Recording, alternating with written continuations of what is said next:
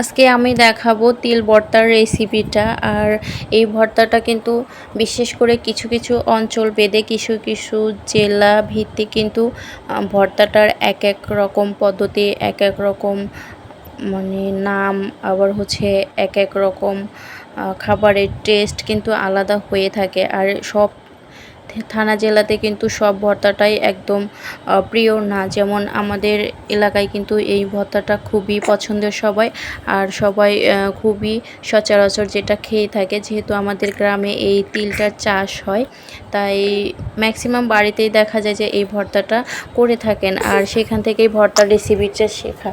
আর আজকে আমি সেটাই দেখাবো, একদম গ্রাম্য স্টাইলে ভর্তাটা করার। তো অবশ্যই সবার ভালো লাগবে, দেখার জন্য সাথেই থাকুন। হ্যালো এভরিওয়ান, আসসালামু আলাইকুম। কী অবস্থা সবার? আবারও নতুন একটা ব্লগে সবাইকে স্বাগতম। আর এই ভর্তাটার জন্য আজকে আমি এখানে যা যা নিয়েছি, 3টা মাঝারি সাইজের পেঁয়াজ আমি এরকম করে কেটে তারপরে হচ্ছে পাপড়ি করে নিয়েছি। আর সাথে নিয়েছি ছোট একটা ইন্ডিয়ান রসুন, মাঝখানে এরকম টুকরো টুকরো করে নিয়েছি।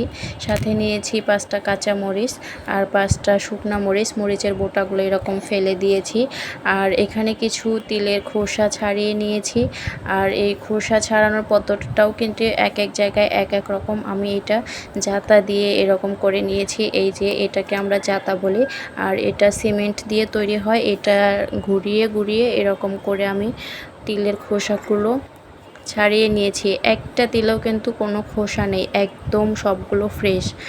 আর এটা অনেকজন অনেকভাবেই পরিষ্কার করে থাকেন।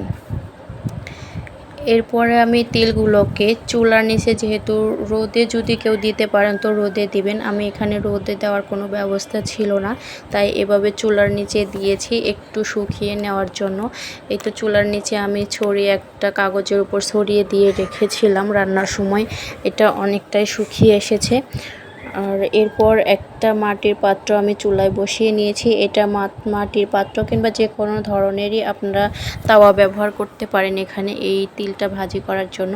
তাওয়াটা গরম হয়ে গেলে এর ভিতর আমি অর্ধেক পরিমাণ তিল দিয়ে দিলাম। আর এটা অল্প পরিমাণ করে ভাজার চেষ্টা করবেন। এখানে কাঁটা চামচ দিয়ে আমি নাড়ছি, এটা আপনারা চাইলে ঝাড়ুর কাঠি দিয়েও নাড়তে পারেন। এটা চুলার আঁচটা কিন্তু এখানে লো মিডিয়ামে রাখবেন, আর অনবরত নাড়তে থাকবেন, না হলে কিন্তু নিচে পুড়ে যাবে। আর যখন তেলটা হতে থাকবে দেখবেন যে একটু ঝরঝরা ভাব থেকে এটা একটু দলা দলা হয়ে আসবে। এই যে সাইডে তেল দিয়ে আমার কড়াইটা ভিজে গেছে, আর এর থেকে একটা সুন্দর গন্ধ বের হবে সাথে। আর যদি আপনারা খেয়ে দেখতে পারেন যে এই টেস্টটা খেয়েও কিন্তু বোঝা যায় যে এটা হয়েছে কিনা, যারা না খেয়েছেন তারা বুঝতে পারবেন না। তো ভাজা শেষে আমি একটা কড়াইয়ের ভিতরে নিয়েছি সরিষার তেল, আর এর ভিতরে পেঁয়াজগুলো দিয়ে দিলাম, একটু ভাজি করে নেব।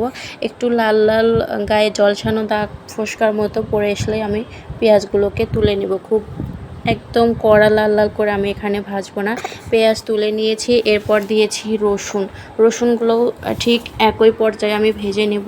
এরপর কাঁচামরিচগুলোকেও ঠিক সেরকম জলছানো ফোস্কা পরে আমি ভেজে নেব। এরপর শুকনো মরিচগুলোকেও একদম মচমচে করে ভেজে নিতে হবে। আর এই তো তিলটা ভাজি করে আমি এখানে ছড়িয়ে রেখেছিলাম, সবগুলো উপকরণই আমি ভাজি করে একসাথে করে নিয়েছি। এরপর ব্লেন্ডার করে এটা একটু গুঁড়ো টাইপের করে নিয়েছি। আর এটা পাটায় বাটলে সব থেকে বেশি ভালো হয়, পাটায় বাটলে এর থেকে একটা তেল উঠে আসে, আর তেলটা কিন্তু অনেক ভালো। কিন্তু ব্লেন্ডারে তো এরকম হয় না, ব্লেন্ডারে গুঁড়া হয়ে গেছে।